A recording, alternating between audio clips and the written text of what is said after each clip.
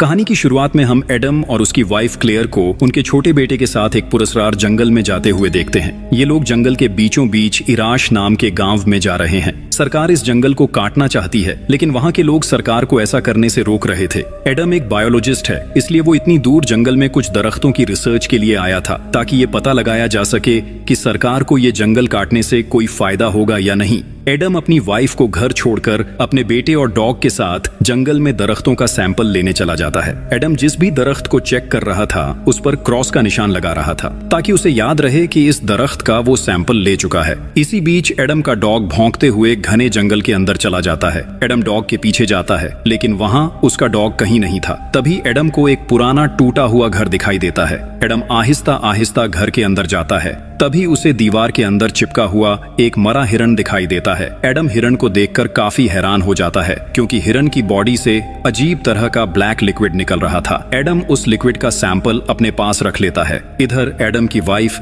अपने घर की साफ सफाई कर रही थी। उसने विंडोज पर लगी हुई लोहे की जालियां भी हटा दी थी। इतने में इराश गांव का एक लोकल आदमी कोलम इनके घर आ जाता है। कोलम के साथ उसका बेटा भी था। कोलम क्लेयर से नाराज होते हुए कहता है, क्या तुम इस जगह के बारे में नहीं जानती? तुम लोगों को तो यहाँ आना ही नहीं चाहिए था। क्या तुम्हें अपने छोटे से बच्चे पर भी तरस नहीं आया?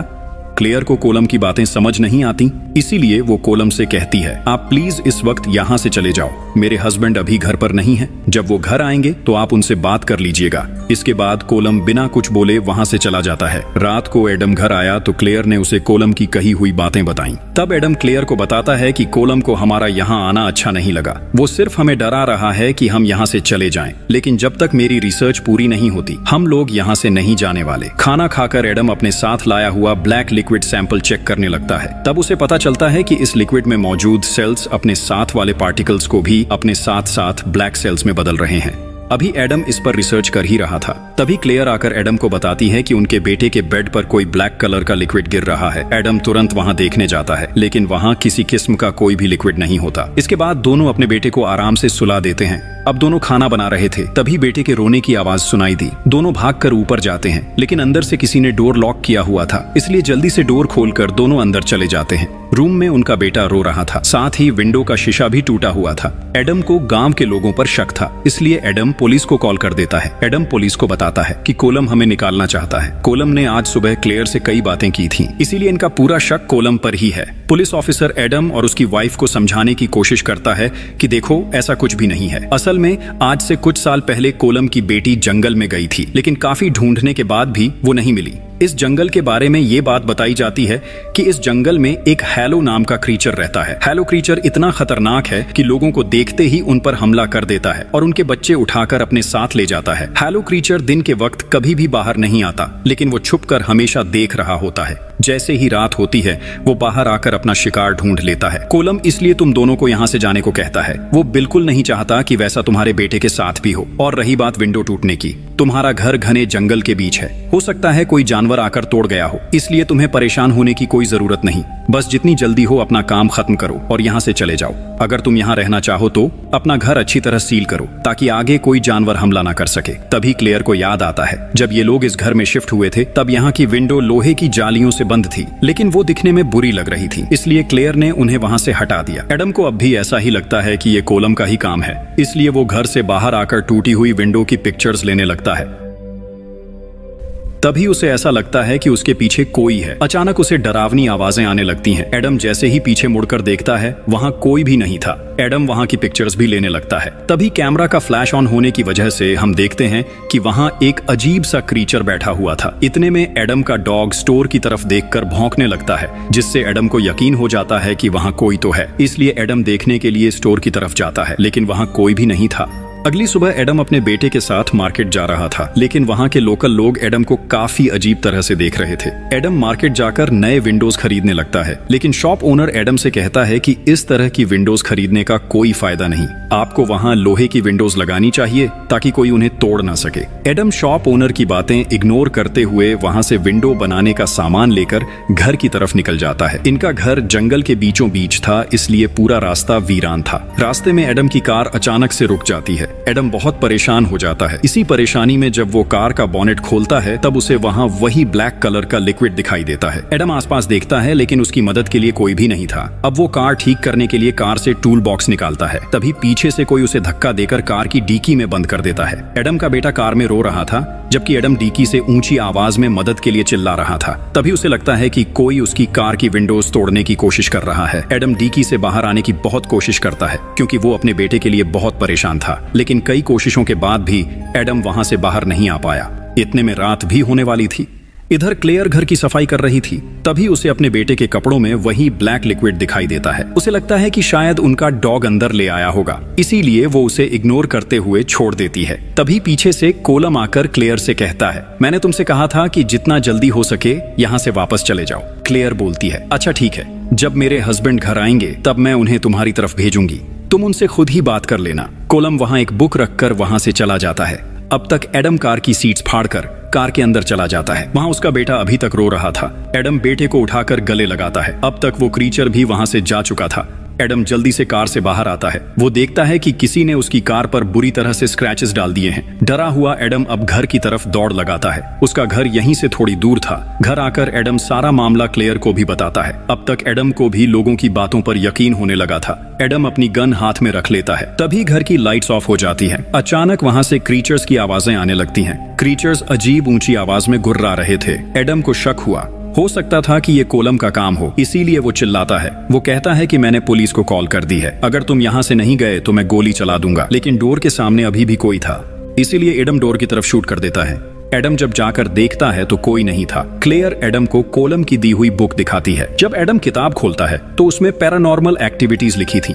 एडम को यकीन हो गया था कि जंगल में कुछ है जिसका नाम लेने से लोग डरते हैं। एडम क्लेयर से कहता है कि हमें यहाँ से निकलना होगा, लेकिन हमारी कार जंगल में खड़ी है, कुछ भी करके हमें कार तक जाना होगा।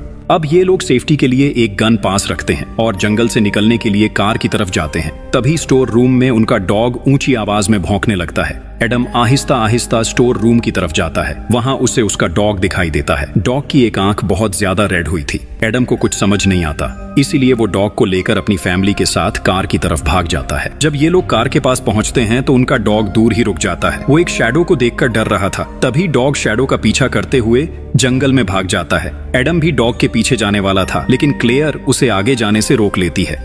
थोड़ी देर तक तो एडम का डॉग भौंकता रहा, लेकिन फिर उसकी चिल्लाने की आवाज आती है। ये लोग समझ जाते हैं कि क्रीचर आसपास है और उसने इनके डॉग को मार दिया है। अब क्लेयर जल्दी से कार में जाती है, जबकि एडम कार ठीक करने के लिए उसका बोनाट उठाता है। अब तक वो ब्लैक लिक्विड और भी ज्यादा फैल चुका था और ज्यादा देर हो जाने की वजह से लिक्विड अब सूख भी चुका था। एडम उसे वहां से हटाने लगता है। इधर क्लेयर पीछे मुड़कर देखती है। उसे पीछे बहुत सारे शैडोज दिखते हैं। क्लेयर जल्दी से कार स्टार्ट करती है। कार की हेडलाइट्स ऑन होती हैं। क्लेयर को सामने बहुत सारे क्रीचर्स दिखते हैं। क्रीचर्स बहुत ज्यादा खूंखार लग रहे थे। क्रीचर्स इन्हें मारने के लिए ही यहाँ आए थे। एडम भी भागता हुआ कार के अंदर आ जाता है। क्लेयर जल्दी से कार भगाती है। थोड़ा ही दूर जाने पर उनकी कार के सामने एक बच्ची आ जाती है। बच्ची को बचाते हुए उनकी कार रोड से उतर जाती है। अब उनकी कार एक गड्ढे में फंस चुकी थी, जहां से निकल पाना भी नामुमकिन था।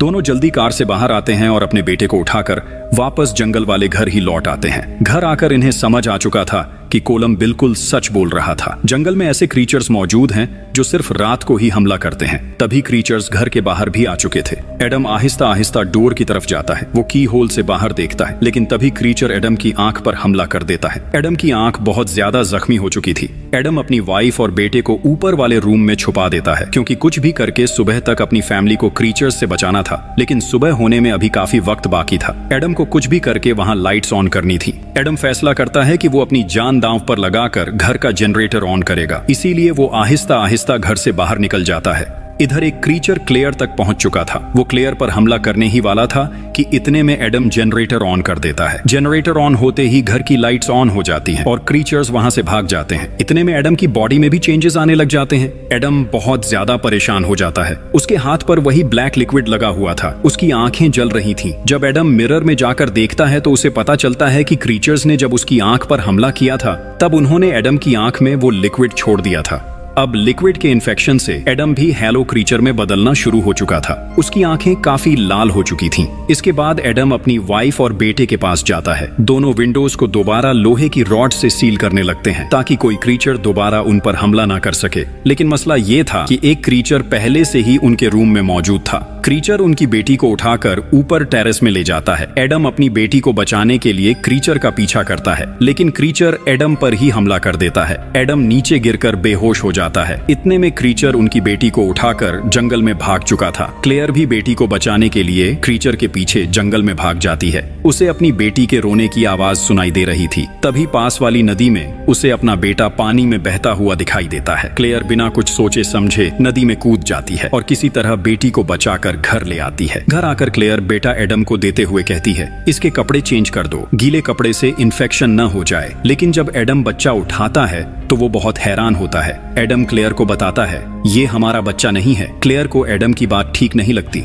एडम लोहे की कील बच्चे के सामने रखकर बोलता है, अपना असली रूप दिखाओ, नहीं तो मैं तुम्हारा गला दबाकर तुम्हें मार दूंगा। क्लेयर को लगता है कि एडम भी इन्फेक्टेड है, इसलिए उसे ऐसा लग रहा है। वो जल्दी से एडम को पीछे धकेल देती है। इतने में उस बच्चे ने अपना असली रूप जाहिर कर दिया, लेकिन क्रीचर का ये रूप सिर्फ एडम को ही दिख रहा था। हैलो इन्फेक्शन की वजह से वो अपनी तरह के क्रीचर्स पहचान पाता था। क्लेयर डरती थी कि एडम बच्चे को मार ना दे, इसीलिए वो एडम को चाकू से स्टैब कर देती है। फिर बच्चा उठाकर कोलम के घर की तरफ भाग जाती है। क्लेयर जोर से कोलम के दरवाजे पर खटखटाती है। तब कोलम अपनी गन से उन्हें गन पॉइंट पर कर लेता है, क्योंकि कोलम जानता था इन दोनों में कोई ना कोई इन्फेक्टेड जरूर था। इधर एडम भी अब तक हैलो क्रीचर में बदल चुका था। उसकी बॉडी पूरी तरह से ट्रांसफॉर्म हो चुकी है। एडम हैलो वायरस से अपने दिमाग को रोक रहा था। तभी उसे अपने बेटे के रोने की आवाज सुनाई देती है। एडम आग से एक मशाल बनाकर जंगल में क्रीचर की गुफा में चला जाता है। वहां कोलम की बेटी भी थी, जो पूरी तरह हैलो क्रीचर बनी हुई थी। उसके हाथ में एडम का बेटा भी था। एडम उससे अपना बेटा वापस देने को कहता है, लेकिन वो उसे उसका बेटा वापस नहीं करती। सभी हैलो क्रीचर्स एडम पर हमला करने की काफी कोशिश करते हैं, लेकिन एडम के हाथ में आग की मशाल होने की वजह से वो उसके करीब आने से डर रहे थे। हैलो वायरस एडम की बॉडी में पूरी तरह नहीं फैला था, इसीलिए वो आग से नहीं डर रहा था। इधर कोलम क्लेयर को अंदर आने से मना कर देता है, इसीलिए क्लेयर अब जंगल में भाग जाती है। उसके आसपास बहुत सारे क्रीचर्स थे। क्लेयर उनसे बहुत ज्यादा डरी हुई थी, लेकिन उसके हाथ में कैमरा था। वो उसका फ्लैश ऑन करके क्रीचर्स को खुद से दूर कर रही थी, लेकिन तभी उसका पांव फिसलता है और वो नीचे गिर जाती है। क्लेयर का कैमरा नीचे गिरने से टूट चुका था। अब क्रीचर उस पर हमला करने ही वाला था कि तभी एडम अपना असली बेटा लेकर वहां आ जाता है। एडम क्लेयर को बताता है कि तुम्हारे हाथ में जो बच्चा है वो हमारा नहीं, बल्कि ये हैलोज की एक चाल है, क्योंकि वो हमारे बच्चे को हमसे छीनना चाहते हैं। लेकिन क्लेयर को एडम की बातें सच नहीं लगती, इसलिए वो अपना बच्चा देने से इनकार कर देती है। एडम किसी तरह क्लेयर को यकीन दिलाता है, लेकिन तभी एक क्रीचर आकर क्लेयर पर हमला करने ही वाला था। एडम क्रीचर से लड़ता है और उसे मार देता है। इतने में क्लेयर अपनी असली बेटी को लेकर वहां से भाग जाती है। बहुत सारे क्रीचर अभी भी उसका पीछा कर रहे थे, लेकिन अब तक सुबह भी होने लग चुकी थी। सभी क्रीचर अपने होल्स में वापस जाने लगते हैं। एडम की हालत इतनी ज्यादा खराब हो चुकी थी कि सुबह तक वो अपना दम तोड़ देता है। वो बच्चा जो क्लेयर ने उठाया था वो असल में एक हॉलो क्रीचर ही था, जो रोशनी पड़ते ही जलकर एक स्केलेटन में बदल जाता है। क्लेयर अब दोबारा से घर आ जाती है। वो अपने हस्बैंड के लिए बहुत ज्यादा रोती है, लेकिन अपनी बेटी को बचाने के लिए उसे हिम्मत रखनी होगी, इसीलिए वो रात होने से पहले पहले जंगल से निकल जाएगी। सीन कट होता है और हम जंगल के पेड़ काटते हुए लोगों को देखते हैं। पेड़ों पर वही ब्लैक लिक्विड लगा हुआ था। इसका मतलब ये है कि जब ये लिक्विड जंगल से बाहर जाएगा तो लोग इन्फेक्ट हो जाएंगे। अब बहुत सारे लोग हैलो क्रीचर्स में बदल जाएंगे और इसी के साथ ये मूवी यहीं खत्म हो जाती है। आपको मूवी कैसी लगी कमेंट्स में जरूर बताना। आप सभी से रिक्वेस्ट है कि हमारे चैनल को सब्सक्राइब करना मत भूलना। हमें आपके सपोर्ट की बहुत ज्यादा जरूरत है। Thanks for watching.